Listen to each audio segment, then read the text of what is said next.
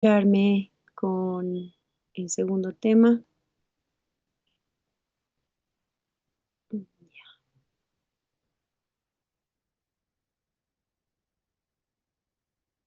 Ujú.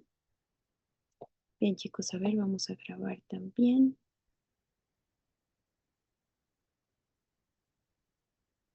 Recording in progress. Mm. Muy bien, chicos, entonces, continuando con nuestras actividades teóricas, ya, para que no perdamos el hilo y demás. Bueno, pues en esta semana tenemos que ver un poquito más de microbiota, aunque ya vimos, ¿no? Ya vimos algo de la microbiota. Bueno, bastante en realidad hemos visto al inicio, ¿no? Del hito 2. Sin embargo, hay que nomás hacer énfasis en algunas cosas. Ya es por eso que este tema lo voy a dejar un poco más contextual, porque van a ver cómo se engancha después, cómo lo vamos a enganchar con el siguiente tema, que son los cocos gram positivos, que pues el día de ayer hemos visto en sus casos clínicos que están directa o indirectamente involucrados. Entonces, bueno, recordemos por favor que la microbiota es todo ese conjunto de microorganismos que se encuentra de manera transitoria o permanente en nuestra piel y mucosas, ¿no? Y que de forma habitual son beneficiosos, causan beneficios para nuestros tejidos y para nuestros órganos, ¿no? Causan muchos beneficios, tienen sus ventajas y sus beneficios, pese a que son microorganismos que precisamente van a ser considerados como externos, ¿cierto? Es decir, son microorganismos, no son parte de nuestras células eucariotas, pero sí vivimos en simbiosis con ellos, en simbiosis, pero bueno, ese término de simbiosis es un poco, ¿cómo les digo? Un poco controversial porque el término más correcto sería mutualismo, ¿ya? Ahora, si vamos más específicamente, si nos enfocamos más biológicamente incluso, incluso la simbiosis es considerada dentro de una de las variantes del mutualismo, ¿ya? Pero al margen de ello, pues ese conjunto de microorganismos, para completar el concepto, sí habita de forma ya sea transitoria o permanente en piel y mucosa. Sin embargo, si bien podemos tener beneficios a partir de su presencia en nosotros, pero finalmente pueden causar, si es que cambia el entorno, como ya les he indicado, ¿no? Cambia el entorno, entonces sí nos pueden causar em, patologías, infecciones, y se pueden volver, en este caso ya no serían microorganismos de la microbiota, sino serían oportunistas, considerados como oportunistas, porque pues toman la oportunidad de un cambio ambiental de su ecosistema, de su entorno, y entonces eso aprovechan ellos para sobrevivir, pero al sobrevivir pues van desarrollando algunos mecanismos, ya sea genéticos o no genéticos, que les permitan sobrevivir, como por ejemplo la producción de factores de virulencia, por ejemplo, ¿no? Ya sea estructurales o que los puedan expulsar a través de toxinas o enzimas que ellos puedan producir, ¿ok? Entonces cambia ese ambiente, ¿ya? Entonces aquí les puse dos palabras importantes que también están dentro del concepto transitorio o transitoria y permanente. Entonces hay una clasificación muy grande de la microbiota, ¿ya? Una clasificación en la que ustedes van a ver, si ustedes profundizan un poco más en este tema de la microbiota, van a ver microbiota indígena, por ejemplo, y otro tipo de microbiotas. Sin embargo, todas esas clasificaciones entran dentro de estas dos, ya transitoria y permanente. Entonces, a ver, para que se pueda entender, la permanente, la microbiota permanente es aquella que, como su nombre lo dice, está de forma permanente y perpetua en habitando en nichos ecológicos en piel y mucosas, ¿de acuerdo? Entonces se nutre de allí. Y cuando existe algún agente que pueda alterarla, se retira ese agente y la microbiota, esa microbiota, otra vez se restablece, ¿ya? Se remueve por unos segundos, pero también se restablece cuando ese factor externo que la está removiendo, pues se retira, ¿ya? Llámese, por ejemplo, antibióticos o u otro ejemplo, ¿no? Microorganismos que, por ejemplo, están habitando en nuestra mano, en nuestras manos. Nos lavamos las manos, ¿no? Realizamos un lavado clínico, ya que ustedes saben que es más o menos de unos 2 a 3 o hasta 5 minutos, ¿no? Con alguna sustancia detergente, ¿ya? Entonces, esa va a remover seguramente algunos microorganismos, ¿ya? Pero cuando nos sequemos las manos, ya sea con papel absorbente o con alguna toalla, esos microorganismos se van a restablecer inmediatamente. ¿Cuáles sí van a ser removidos? Aquellos microorganismos que pues ya no van a retornar y van a ser parte de la flora transitoria, ¿no? Entonces aprovecho ese ejemplo del lavado de manos para que se pueda realizar o que ustedes puedan identificar la diferencia entre ambos, ¿ya? Entre transitoria y permanente. Por tanto, la transitoria serán aquellos microorganismos que son removidos de alguna superficie y que no van a volver, ¿ya? Otro ejemplo que podemos dar en cuanto a la flora transitoria, por ejemplo, cuando ustedes se encuentran con alguien y se acercan, le dan un beso, ¿no? O le dan la mano. Entonces, esa mano de la otra persona tiene sus microorganismos, ¿no? Si se ha lavado o no se ha lavado, pues son un conjunto de microorganismos propios de esa persona. Entonces, al nosotros darle la mano y soltarnos, ahí van a quedar esos microorganismos de la otra persona, ya sea en las palmas de las manos o en la cara, por ejemplo, ¿no? Van a quedar. Entonces, con un simple lavado de manos, ¿no? Con jaboncillo o con algún detergente, pues se remueven esos microorganismos, ¿de acuerdo? A no ser que en nuestras manos, como es habitual y no nos damos cuenta, diariamente al bañarnos o al lavarnos, podemos causar microheridas, ¿ya? Podemos tener algunas microheridas que obviamente no las vamos a ver sangrando, pero imagínense los microorganismos, si ven alguna microherida o si se llegan a depositar, a colonizar alguna microherida, dependiendo también de nuestro estado inmunológico, como ya saben, es un factor importante acá, pueden estos desarrollar o no, ¿ya? Los microorganismos, esos provenientes de la otra persona. Por dar un ejemplo de a pie, digámoslo así, ¿ya? Pero a ver otros ejemplos más importantes, probablemente más importantes. En el hospital o gente que llegue a la consulta, ¿no? Está enferma y de por sí, más allá del diagnóstico, sea una diabetes, sea una hipertensión, no sé, cualquier diagnóstico, ¿no? Em, Generalmente nuestro sistema inmunológico tiende a disminuir su capacidad, su efectividad, ya sea de fagocitosis, ya sea no sé, de activación del sistema de complemento, todo lo que hemos visto puede estar en un estado desequilibrado y solamente se demuestra cuando la persona se enferma.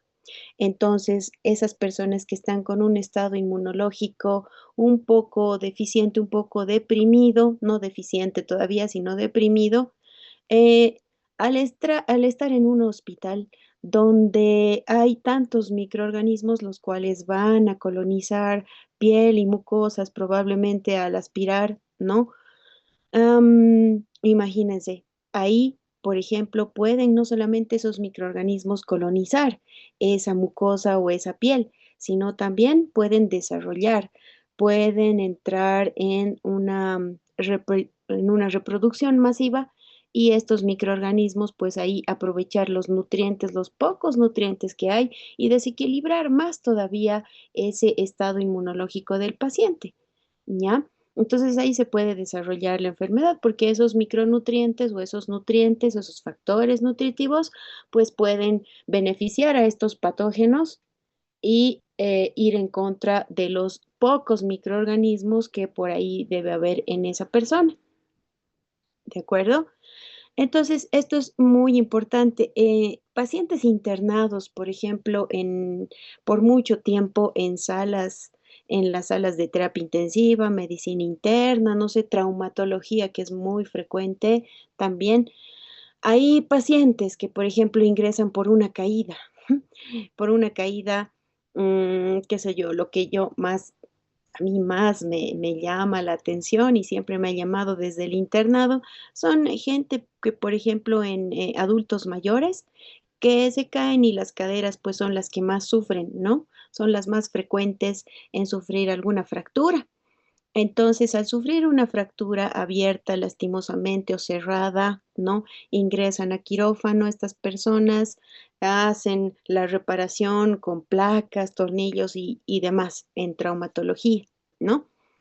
Y entonces, pero de todas maneras tienen una herida, por muy quirúrgica y limpia que sea, pues es una herida abierta lo que se ha generado allí, ¿ya? Entonces, a través de estas heridas, imagínense por la flora microbiana normal de la piel, estos pueden ingresar también incluso hasta la placa y al resto de hueso que queda, ¿no? Y pueden causar una osteomielitis, tomando en cuenta otros factores más aquí para que se dé esa osteomielitis. ¿Cuáles otros factores pueden tomarse en cuenta acá? Obviamente, el estado inmunológico de ese paciente, que de por sí, por el otro factor de la edad, precisamente ya no es un sistema inmunológico lo suficientemente competente, ¿ya? Y ustedes saben que pues entramos en una pérdida no solo de masa muscular, sino también una disminución de la efectividad de toda la respuesta innata, adaptativa, ¿no? A esas edades. Entonces, ese también es un factor, tomando en cuenta también otros factores. Em, Obviamente, la superficie de la piel también va a ser diferente. Ubican ustedes que empieza a deshidratarse. Entramos en un estado de deshidratación también, ¿no? Cuando envejecemos. Entonces, eso de por sí ya va a constituir un factor más para que otros microorganismos, por esa falta de humedad cutánea, pues también puedan proliferar microorganismos que son anaerobios facultativos, por ejemplo, ¿no? Anaerobios, ustedes saben que en nuestras glándulas, ¿no? Sudoríparas también producen, hay un, hay un líquido ahí que no es tan líquido, ¿no? El sudor, pero que tiene agua. Entonces eso poquito, ese poco oxígeno de esa agua, pues utilizan los microorganismos, ¿ya? Y pueden proliferar, pero ¿cuáles microorganismos? Microorganismos que se pueden hacer muy fácilmente patógenos, entonces ubican hasta incluso en el pH de la piel, ¿no? También esto influye, ¿ya?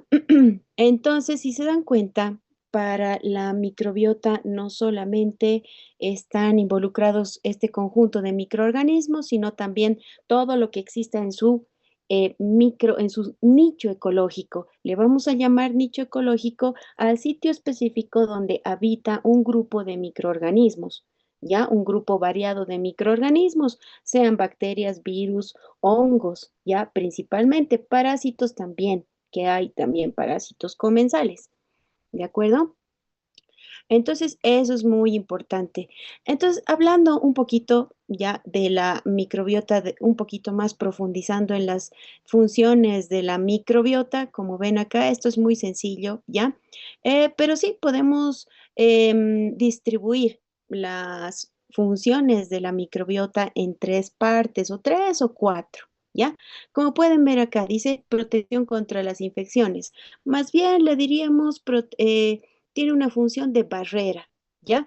De barrera, porque por su cantidad, ¿qué significa de barrera? En este caso de la microbiota, por la cantidad de microorganismos que habitan en ese sitio, pues ahí esa cantidad constituye de por sí una barrera física que impide el ingreso de otros microorganismos, pero también Otro tipo de sustancia, también hay sustancias que producen estos microorganismos, ¿ya? Por ejemplo, producen peróxido de hidrógeno, que es una sustancia que actúa como antibacteriano. Entonces, eso también hace que los otros microorganismos no puedan ingresar, colonizar y desarrollar sus factores de virulencia. ¿Qué otra cosa más?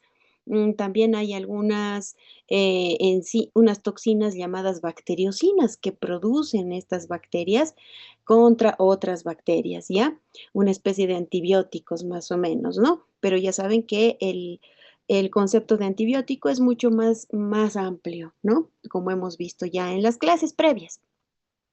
¿Qué más aquí contra las infecciones o contra como barrera?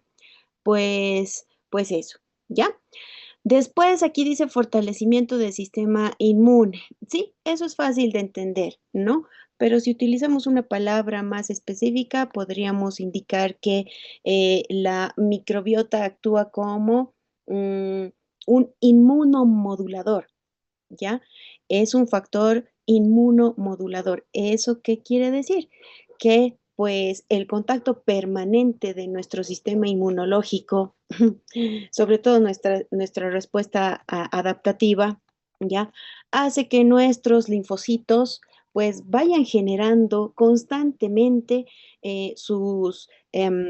todo su proceso activación inmunológico, es decir, que vayan reconociendo microorganismos, epítopos y demás, que se vayan reconociendo para que estos, entre ellos, pues puedan generar en los linfocitos B, puedan generar los correspondientes anticuerpos, que ustedes ya saben que primero pasan por células plasmáticas, ¿no? Pero ya con la información del epítopo correspondiente. Entonces, esto a través del tiempo, sobre todo por parte de la flora de la microbiota permanente, esto realmente tiene un peso muy grande, ¿no? Es como estar entrenando al sistema inmunológico a que pueda ir reconociendo a través del tiempo, puede ir reconociendo lo extraño de lo propio, ¿no? Permanentemente, ¿ya? Y todo eso va sucediendo a lo largo de nuestra vida, ¿no? Cuando, por ejemplo, hay un embarazo, seguramente la microbiota va a cambiar. Cuando hay alguna enfermedad, seguramente la microbiota va a ir cambiando. Entonces, ese contacto permanente con diferentes microorganismos hace que nuestro sistema inmunológico pues se vaya como entrenando, ¿ya? Eso, ¿qué más dice acá? Mejora del estado de salud. En este caso, es muy fácil entenderlo así como está, ¿no? Mejora del estado de salud, ya, pero para entenderlo un poco más específicamente, más microbiológicamente e incluso homeostáticamente, pues podríamos indicar que cumple una función muy importante en el metabolismo, ¿ya? En la regulación del metabolismo. Hay bacterias que, por ejemplo, esta es una de las cosas más importantes, ¿ya? Em, Habíamos visto de una forma superficial, ¿no? Que los microorganismos utilizan los alimentos que nosotros le damos, catalogados como prebióticos, ¿no? Utilizan, los degradan y pueden producir incluso vitaminas, ¿no? Como la vitamina K o vitaminas que tengan que ver con el complejo B, ¿ya? Las vitaminas del complejo B, que son varias que van a ver ustedes en bioquímica, ¿ya? Ahora, otra cosa también, otro aspecto muy importante que realizan los microorganismos a nivel intestinal, sobre todo, es, por ejemplo, fermentar ya la fibra. Todo aquel alimento que sea fibroso, ¿no? Fermentan. Ustedes saben que la fibra es un poco más difícil de poder ser digerida por nuestros enterocitos, ¿no? Por sus microvellosidades.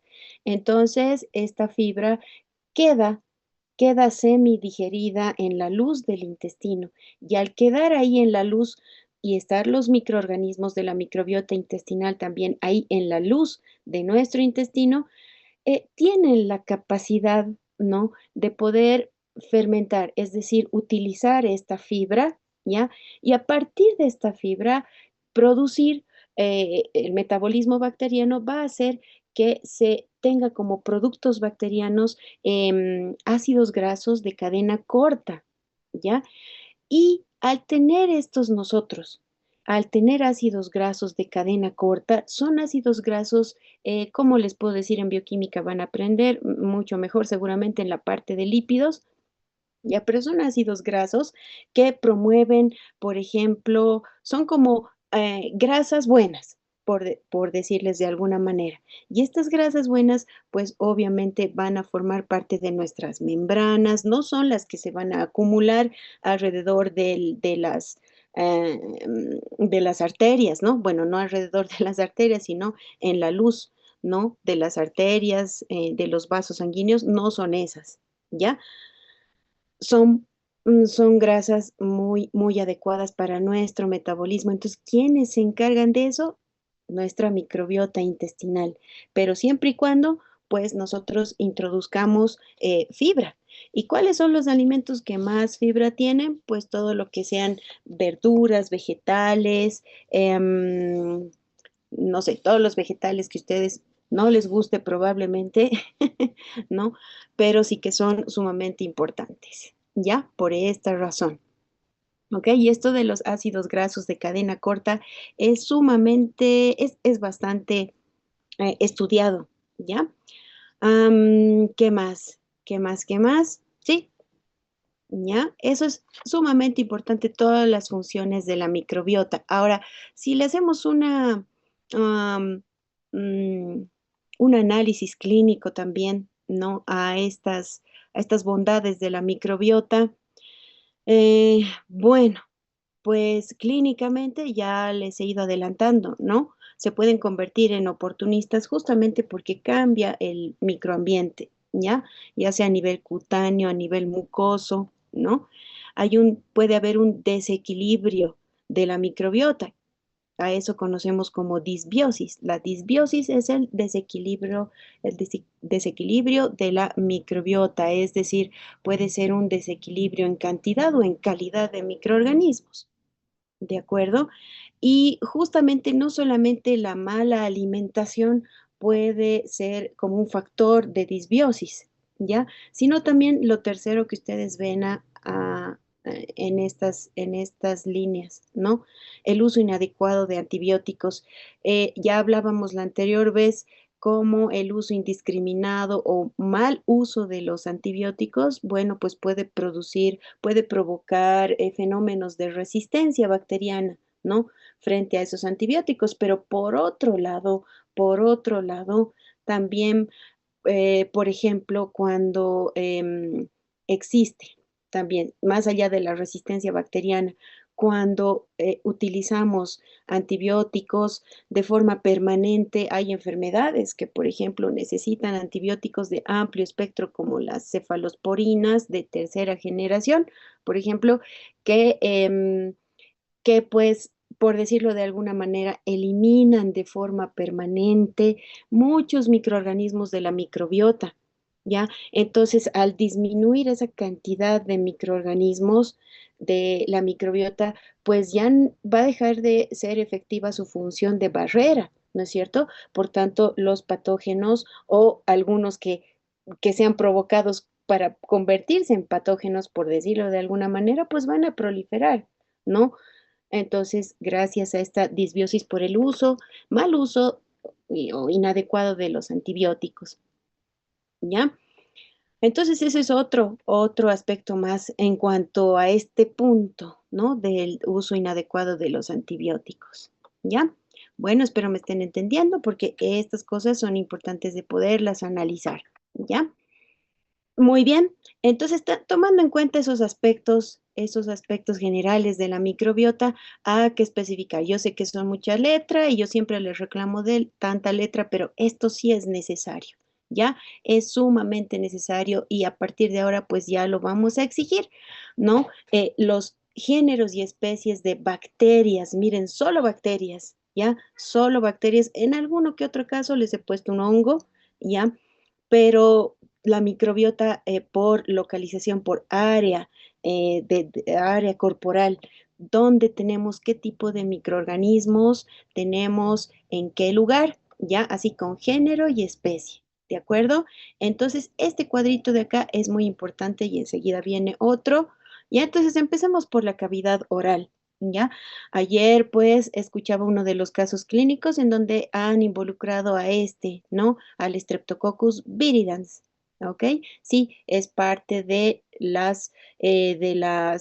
la mucosa oral, ¿ya? En encías, ¿no? Ahí está.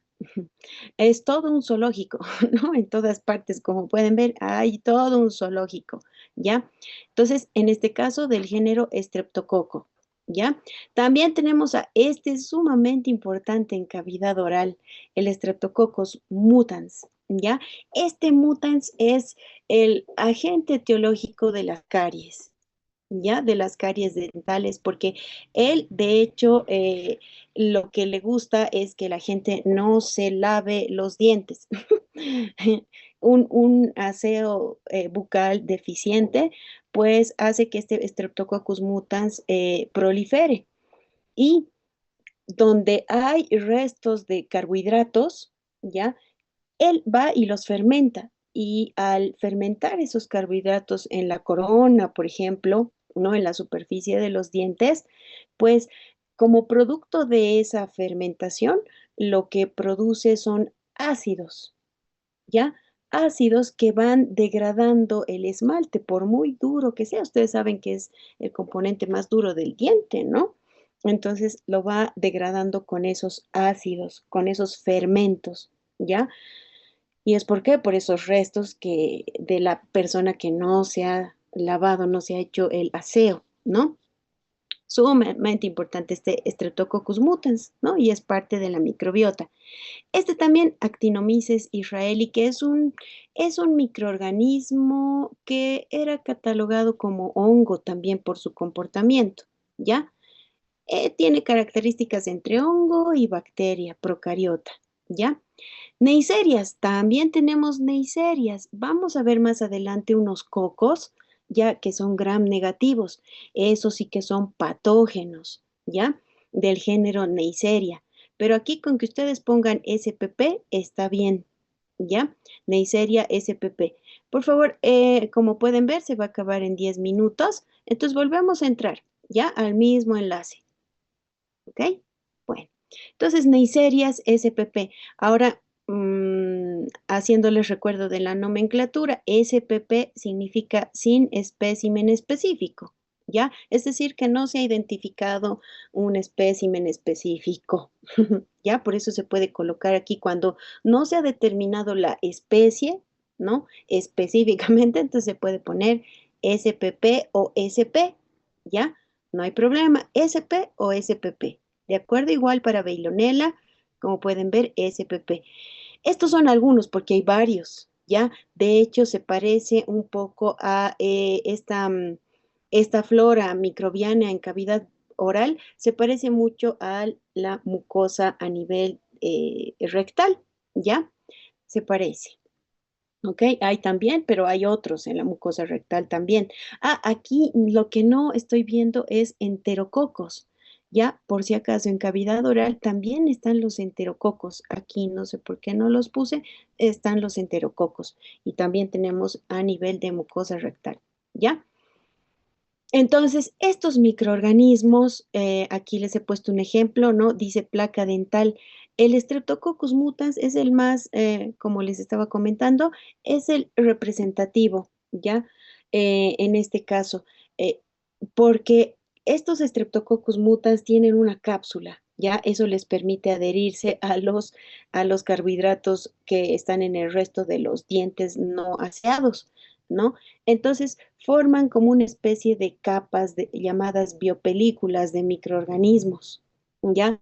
Y de Streptococcus mutans. Entonces, al haber una película de microorganismos de Streptococcus mutans ahí fermentando los carbohidratos restantes, entonces imagínense, la caries obviamente se va a dar, ¿ya? Entonces, eso. ¿De acuerdo, chicos?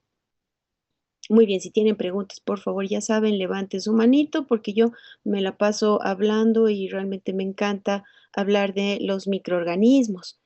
Vamos a los siguientes segmentos, ¿ya? Fíjense, a nivel de la mucosa nasal, por ejemplo, ¿no? Y hasta orofaringe, nasofaringe, orofaringe, faringofaringe también. Ahí encontramos del género Staphylococcus. Miren, aquí había estado el Staphylococcus aureus, que ya lo hemos ido hablando un poquito y enseguida lo vamos a conocer un poco más específicamente, siempre y cuando alcance el tiempo. También otro primo de él, ¿no? Staphylococcus epidermidis. También, miren, ya son aquí del género Staphylococcus, ¿no? Aquí Corynebacterium sp también, ¿no? Hemophilus influenza. Este es un, este es un bacilo gram negativo, ¿ya? Este Hemophilus influenza es el causante bacteriano de la influenza. Por si acaso, la influenza no solo está producida por virus, ¿ya? También está producida por bacterias, en este caso, Hemophilus influenza. ¿De acuerdo? Muy interesante y lo habíamos tenido como microbiota normal. Ah, y aquí debería ponerle en otro color al Streptococcus pneumoniae, ¿ya? En otro color, ¿ya? Y con pinzas y si pueden, colóquenle comillas o algo.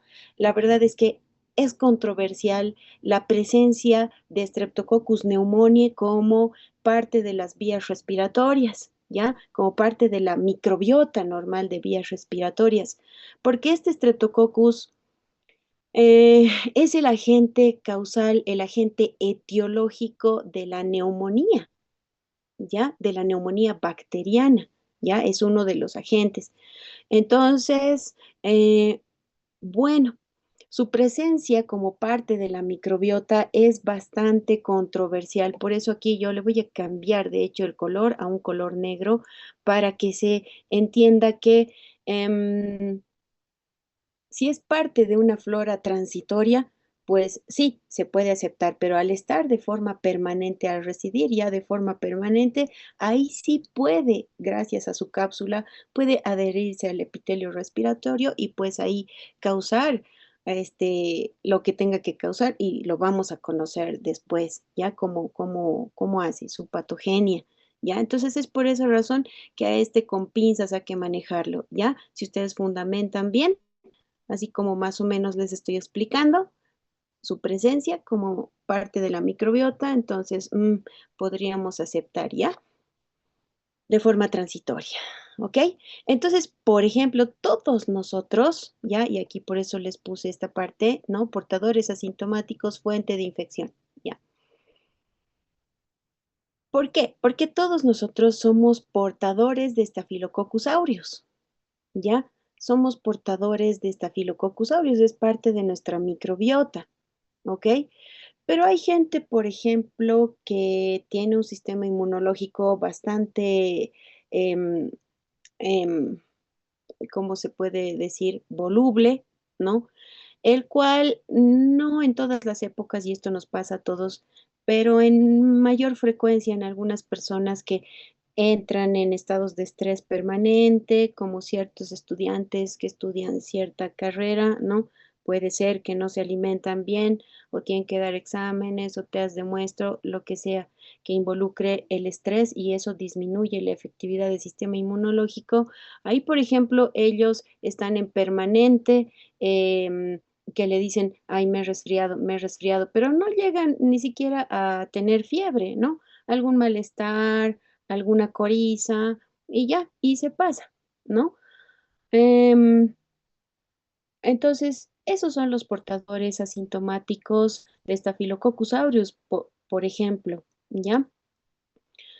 ¿Y por qué se constituyen en fuente de infección? Porque puede haber al lado otras personas que estén con un sistema inmunológico deficiente y ese Staphylococcus aureus, al ser expulsado en un estornudo o mientras esa persona está hablando, pues puede colonizar y al cambiar de ambiente en otra persona, ¿no? Otra persona que tendrá una cantidad diferente de, no sé, un pH diferente, su piel, un sudor diferente, ¿no? Aunque con los mismos componentes, pero en diferente concentración de componentes, o tendrá menos inmunoglobulina A, por ejemplo, Entonces ahí puede el Staphylococcus aureus ser patógeno para esa persona y dependiendo realmente del estado inmunológico, puede incluso llegar a producirse, a generarse una neumonía bacteriana también, pero atípica. Las neumonías bacterianas atípicas son generalmente producidas por Staphylococcus aureus, ¿ya? Puede haber entonces neumonías por Staphylococcus aureus, como se ha visto en COVID, por ejemplo, en el COVID, ¿ya? Bueno, las más típicas, las neumonías típicas son generadas por Streptococcus pneumoniae, ¿ya? Las neumonías bacterianas típicas que se le llama clínicamente, semiológicamente, ¿ya? Bien, después, ¿qué tenemos por aquí? El tracto gastrointestinal. Ahí, pues miren, ya de cocos pasamos a bacilos, ¿no? Hay cocos también, pero también más que todo bacilos. A ver, vamos a mover esto.